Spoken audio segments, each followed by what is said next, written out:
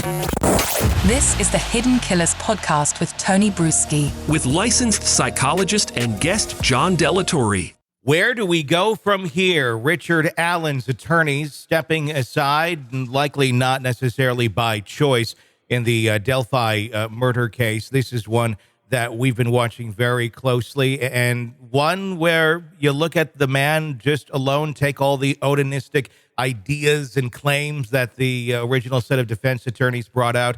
There isn't a very strong case against this man, but hey, all that's been thrown out. But now the attorneys are gone too. Where do we go from here? And this man himself, what I look at, you see the deterioration physically on him from the day he was arrested to where he is now, spending all this time in solitary confinement in a prison. This is a man that's innocent until proven guilty, normally would be in the county jail. For perspective, Brian Koberger's eating vegan meals, has access to television and internet. This man in solitary confinement with very little evidence against him. Let's start there. What's going on with someone when they're in that sort of a mental state, when they've gone from normal life every day to suddenly now, oh my gosh, you are not going to be able to see society, and you're there for that long?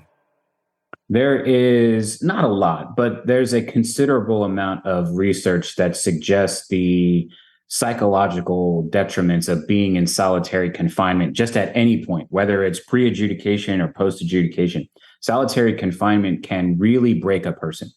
It's designed that way.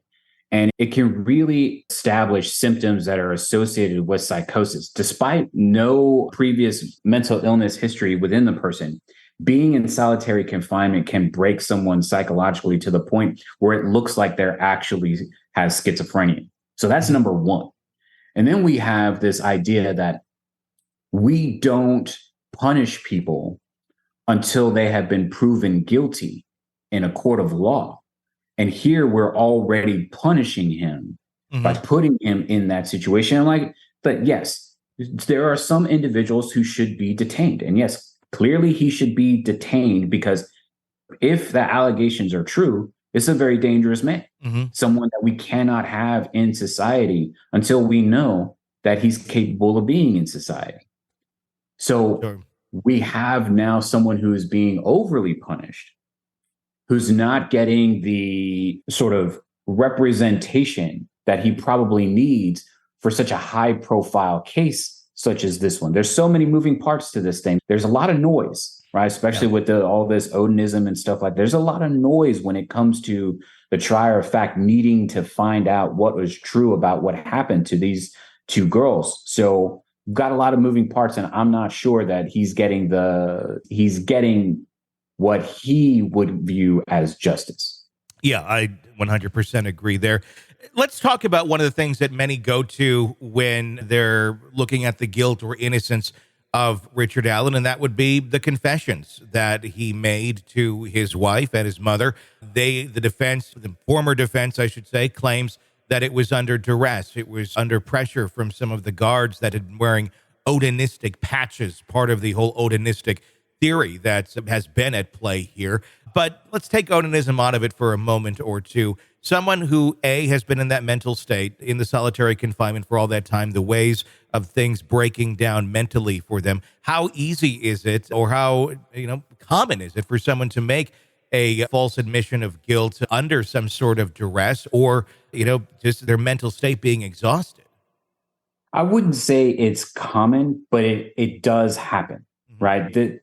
This idea that people they always tell the truth whenever they confess, or that someone who's under duress will only tell a lie. That's not necessarily true. Neither one of those things is really true. We have to look at the contextual issues that are at play as to why would someone say whatever it is that they were going to say to whomever they said it to.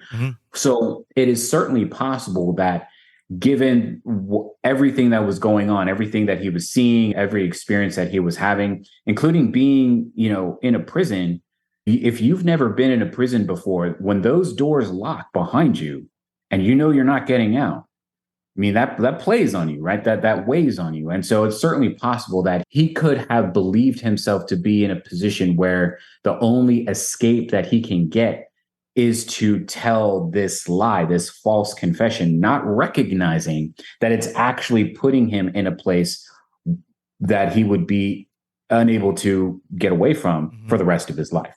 Yeah, and that's the scary part with all of this.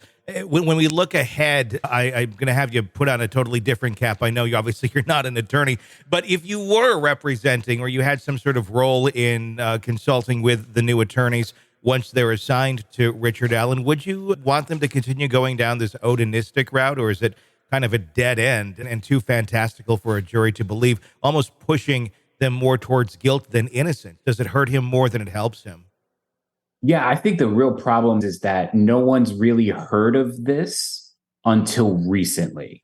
And it's going to then require massive education from experts to go on the stand to try to teach a jury about what has been going on when it comes to Odinism and its new relation to white supremacy. So I think it ends up being too much. You really kind of want your case theme to be easily understood and a story that makes logical sense within the mind of the juror. Yeah. And by going this route, this fantastical route, I think you might alienate too many of them, because all you need is one. Yeah.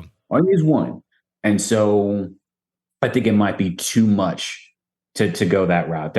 Are there other defenses? I'm sure there are, but I don't know that I would consult with the attorneys and say that the Odinism route was the way to go. Sick of the ads? We are too. Start listening with no commercials now and get access to all of our episodes in advance of everyone else. Become a True Crime Today Premium Plus subscriber on Apple Podcasts. Search True Crime Today Premium Plus on Apple Podcasts or go to our podcast page and sign up now. True Crime Today Premium Plus. Sign up now.